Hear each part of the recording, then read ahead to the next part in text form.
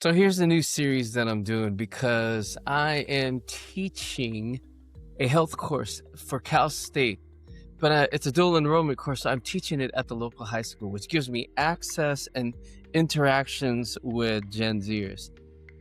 And they're teaching me quite a bit.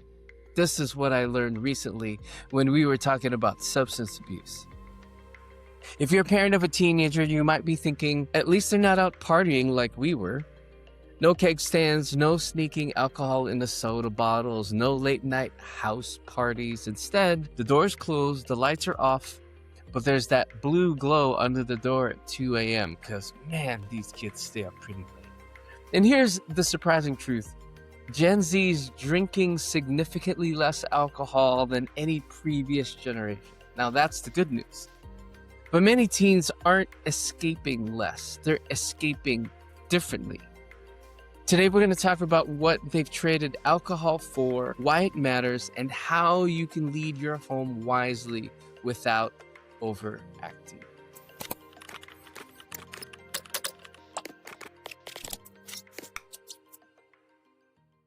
So let's start with what deserves a celebration. Teen alcohol use is at historic lows. Recent national surveys show that the majority of middle and high schoolers report no alcohol use in the past month. Drinking among younger teens has dropped dramatically. Overall, substance experimentation is significantly lower than 10 to 15 years ago. And that's not accidental. Now, why the decline? Here are a few reasons, some of which my students gave. They said that there's better education about substance abuse. There's also better education about brain development.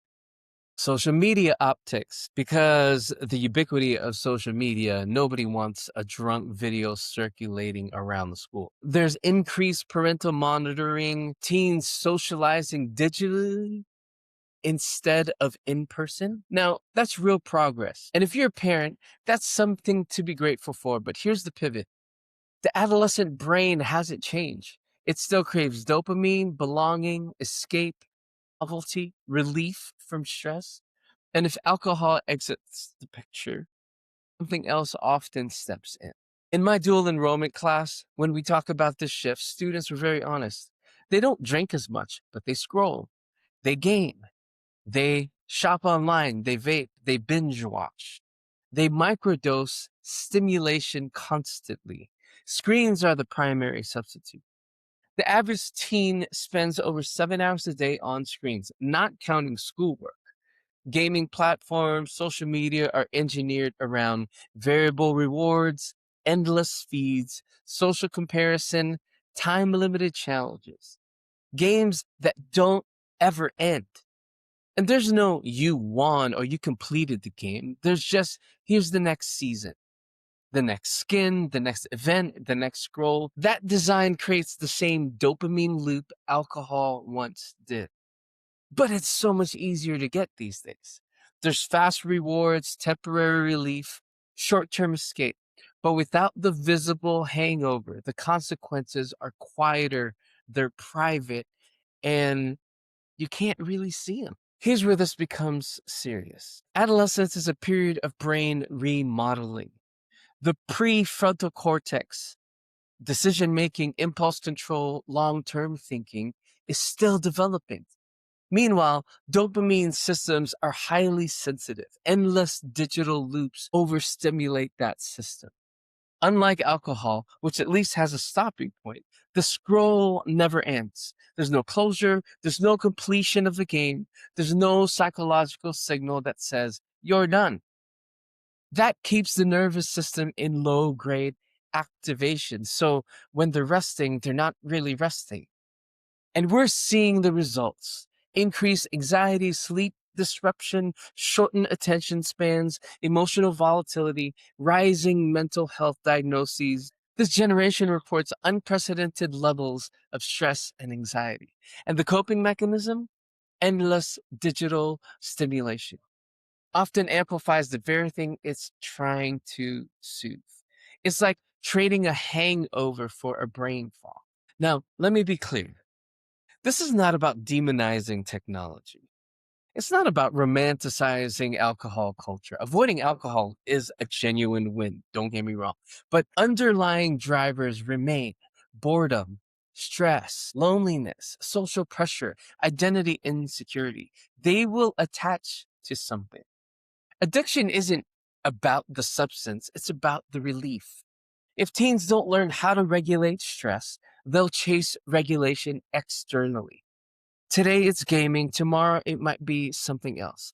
But the deeper issue is emotional capacity. Today's teens have more emotional intelligence, but that emotional capacity, it might not be as big as their emotional intelligence. This is where leadership matters, not control, but leadership. Here's a couple of things that you can do to lead your teenager. One, start with curiosity, not confiscation. Instead of you're addicted to your phone, try what does your phone help you escape from? That question opens dialogue. Shame closes it. I know it's not natural or normal for us to ask that question, but if you want to lead your teenager, that's the question to ask. Number two, build a media plan with them. Not imposed, but collaborative. Have discussions about it. Talk about sleep boundaries, phones out of the bedrooms. I don't sleep with my phone in the same room as me so that I can truly get away from it. Screen free meals. We have a rule in our house where there's no phones on the table. Reasonable downtime limits. Small, consistent boundaries outperform dramatic crackdowns.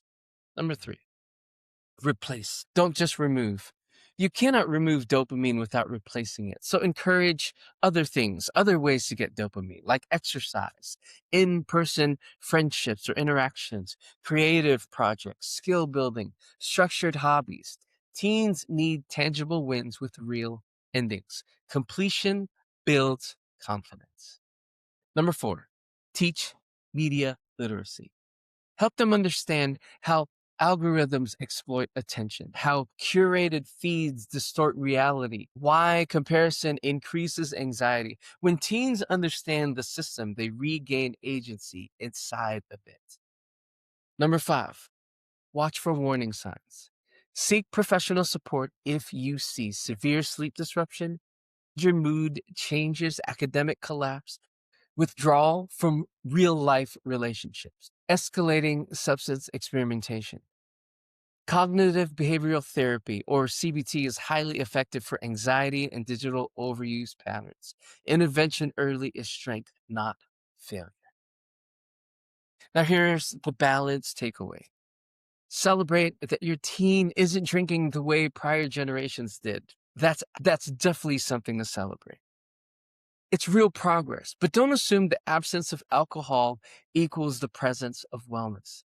Your teen doesn't need a technology ban. They need emotional skills, recovery rhythms, real world connections, regulated adults, and structured freedom. The goal isn't zero screens. The goal is capacity. And that begins with leadership at home. It begins with you modeling how it looks like to be emotionally regulated. If this resonated, share it with another parent and drop a comment.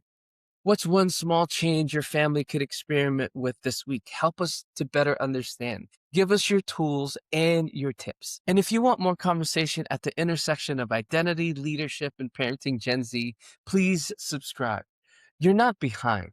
The fact that you're watching this means that you actually care about your teen. You're parenting in a different era, and that requires intentionality. Thanks again for watching. This is Usita, and as always, don't forget, be unique but belong. Thanks for checking us out.